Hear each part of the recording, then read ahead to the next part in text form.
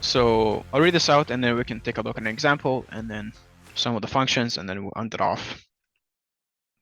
So in Java, you can create an array whose elements are two-dimensional arrays, such as an array is said to be three-dimensional. So, how we said two-dimensional is something like this. You can have a three-dimensional array which has, arrays within this array, right? So,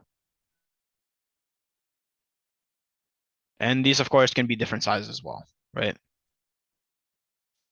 So something like this. I know it's a bit hard to read.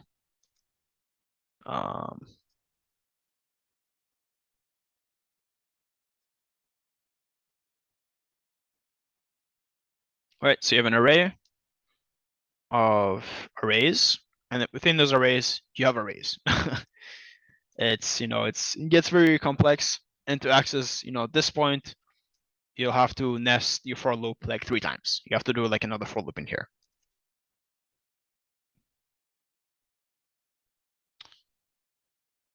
Okay, so you can create a 4-dimensional array, i.e. an array, 3-dimensional arrays, and so on. In generals, where would you use a 3-dimensional array? I'm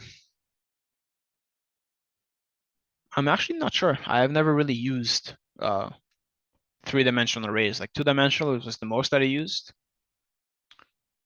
3-dimensional array would probably be like X, Y, Z coordinates.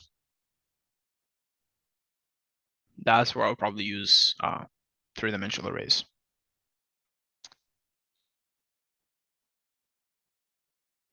Outside of that, I'm not really sure where you would apply them, but you can do like a simple Google search and then you'll get a bunch of examples. I'm thinking maybe they're used in making games and stuff like that, but I've never really got into like too far deep into gaming or making games, I should say. So in general, such arrays are called multidimensional or n-dimensional arrays, where n is the nested depth. So let's create a multidimensional array that has 4 dimensions. So what we can do is, well, I can copy the code, but let's not do that. So let's create a 4D 2, 3, 4. Let's go to new int 1, 2, 3, 4. So let's just give it 3. So here, what we want to do is we want to loop it, right? And then we do 4D dot length, and then we have to do it again, but we have to give it a value. We have to initialize the size of this, right? Otherwise, it's going to tell us, it's null. So 4D at I is equal to new int like this, and we'll give it a size of 2. And then 4D at J is equal to new int 5, for example.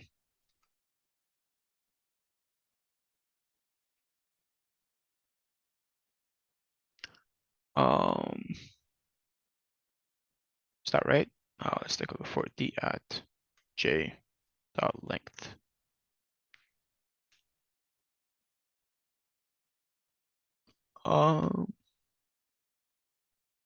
So 4, 3.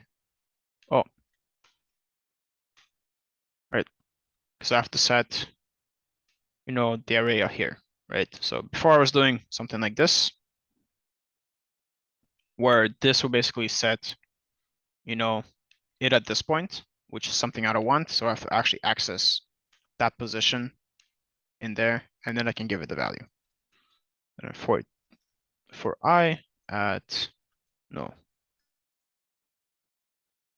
k, and then for d dot I j dot length.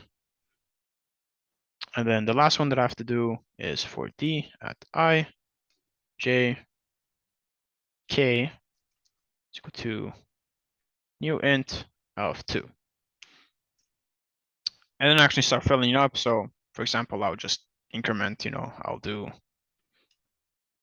this, and I'll debug it so you can actually see what it looks like, at k, I times j times k. We'll do something like this. Or we actually have to do one more loop here. For I at dot length.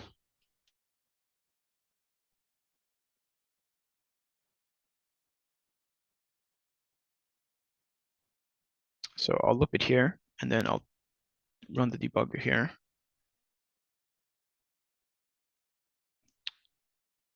Right, so looking at our 4-dimensional array, all elements are null.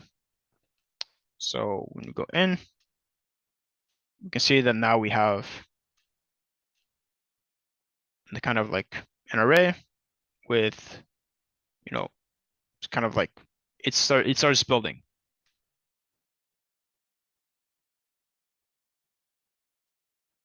Right, so we're building it one by one. So I is going to be this, and then we're building, the inner one, and then we're building the inner one, and then the last one has, 0 and 1. So if I kind of keep burning it, I ran, there's an error somewhere for I is j is null or something like that.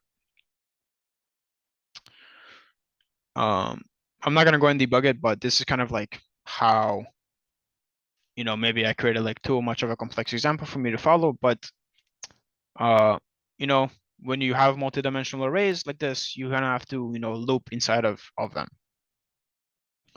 Ideally, I don't really see the point of having anything over a 2-dimensional array, maybe like some use cases for a 3-dimensional array, but 4-dimensional arrays is like, it's getting like too much. You need to revalidate what you're doing.